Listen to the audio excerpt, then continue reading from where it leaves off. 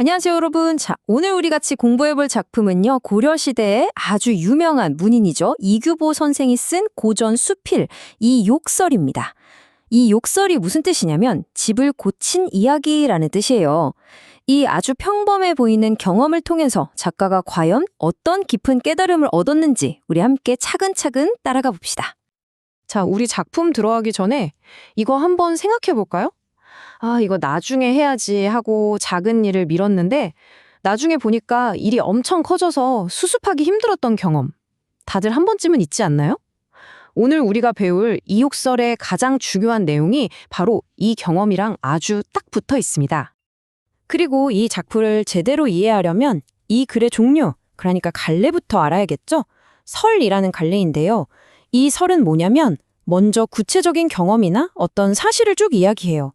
그리고 거기서 얻은 깊은 교훈이나 자기 생각을 자연스럽게 끌어내는 방식의 고전 수필입니다.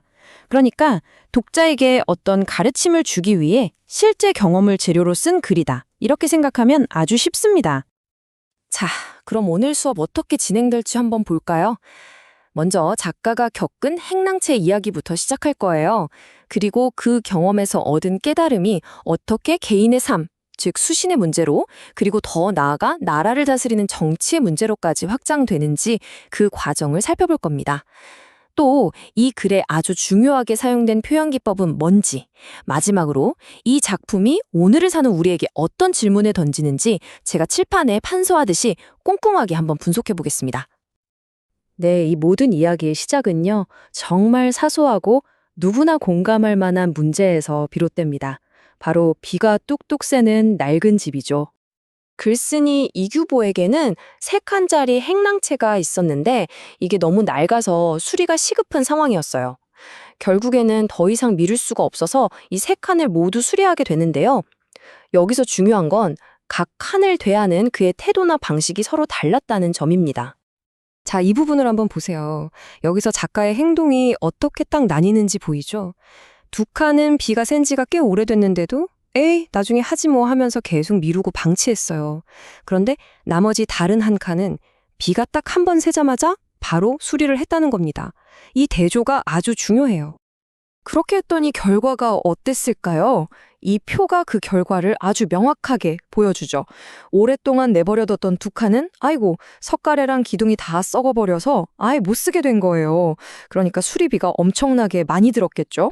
반면에 바로 고쳤던 1칸은 자재가 아주 멀쩡해서 재사용할 수 있었고 비용도 당연히 적게 들었습니다.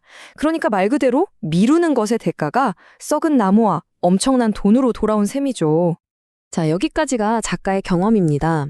그런데 이 글이 그냥 집 고쳐보니 돈 많이 들더라 하는 일상 수필에서 끝나지 않아요. 바로 이 지점에서 작가의 생각이 한 단계 위로 점프합니다. 이 평범한 경험을 통해 어떤 깨달음을 얻었는지 다음 내용을 한번 보시죠. 집을 고치는 이 구체적인 경험을요, 작가는 훨씬 더 개인적인 것, 바로 우리 자신의 내면, 인격의 문제로 끌고 들어오기 시작합니다. 작가는 이렇게 말해요. 우리 각자가 가진 단점이나 잘못이 바로 저 비새는 지붕 구멍과 똑같다는 겁니다. 잘못인 줄 알면서도 고치지 않고 그냥 내버려 두면 우리 인격이 저 썩은 나무처럼 속부터 망가져 버리지만 잘못을 깨달았을 때 바로 고치기를 두려워하지 않으면 다시 온전한 사람이 될 수 있다는 거죠. 썩은 나무와 멀쩡한 묵재의 비유가 정말 기가 막히죠? 그런데요, 작가는 여기서 멈추지 않습니다. 자신의 생각을 개인의 수양 문제에서 한 걸음 더 나아가 정치라는 훨씬 더 큰 영역으로까지 확장시킵니다. 자, 바로 이 지점이 이 글의 클라이맥스라고 할 수 있어요. 비새는 지붕을 고치는 이 단순한 교훈이 나라 전체를 다스리는 원리와도 통한다는 엄청난 통찰을 보여주는 거죠. 한번 보세요. 비새는 지붕은 뭐에 빗대었을까요? 바로 백성을 해치는 부패한 관리나 잘못된 정책입니다. 그럼 그걸 미루고 방치하는 건요? 그렇죠. 정부가 이런 문제들을 알면서도 외면하는 거예요. 결국 다 썩어버린 집은 위기에 처해서 무너지기 직전의 나라와 고통받는 백성을 상징하게 됩니다. 이렇게 다 망가진 뒤에 나라를 바로잡으려고 하는 건 이미 다 썩어버린 집을 고치려는 것처럼 너무나도 어렵다는 날카로운 경고를 하고 있는 겁니다. 아니, 그런데 어떻게 집술이라는 이 작은 경험에서 국가 정치라는 이렇게 큰 이야기까지 자연스럽게 연결할 수 있었을까요? 그 비밀은 바로 이 글의 핵심적인 글쓰기 방법에 있습니다. 바로 유추라는 방법입니다. 이 유추가 글 전체를 이끌어가는 엔진 같은 역할을 해요. 유추가 뭐냐면요. 서로 다른 대상인데 비슷한 속성이 있을 때 그걸 바탕으로 하나를 설명하는 걸 다른 데에도 똑같이 적용해서 설명하는 방식이에요. 이 글에서는 문제를 방치하면 더 큰 문제가 된다는 공통점을 가지고 집, 사람, 국가를 연결하는 핵심고리 역할을 하는 거죠. 그래서 이 글의 전체적인 구조를 보면 아주 명확한 단계가 보입니다. 첫째, 집을 고친 구체적인 경험에서 시작해서 둘째, 그걸 통해 얻은 교훈을 내 몸과 인격의 문제로 가져오고 마지막 셋째, 거기서 더 나아가 국가의 정치라는 보편적인 문제로까지 생각이 점점 커지고 있죠. 이렇게 생각의 범위를 점차 넓혀가는 방식을 우리가 점층적 확장이라고 부릅니다.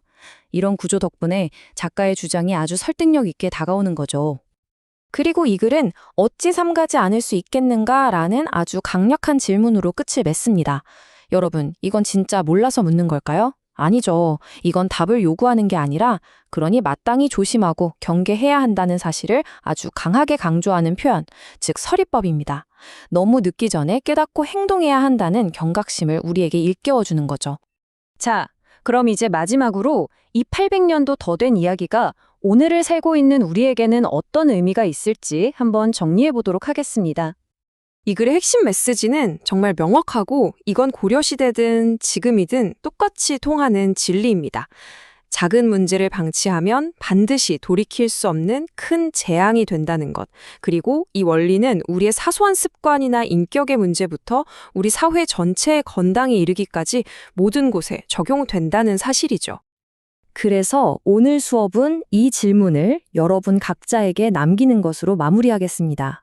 수백 년 전의 이 오래된 이야기가 오늘을 사는 우리 한 명 한 명에게 묻고 있습니다. 지금 여러분의 삶에서 고쳐야 하는 걸 알면서도 애써 외면하고 미루고 있는 비세는 집은 과연 무엇인가요? 오늘 수업 끝나고 한번 조용히 생각해보는 시간을 꼭 갖길 바랍니다.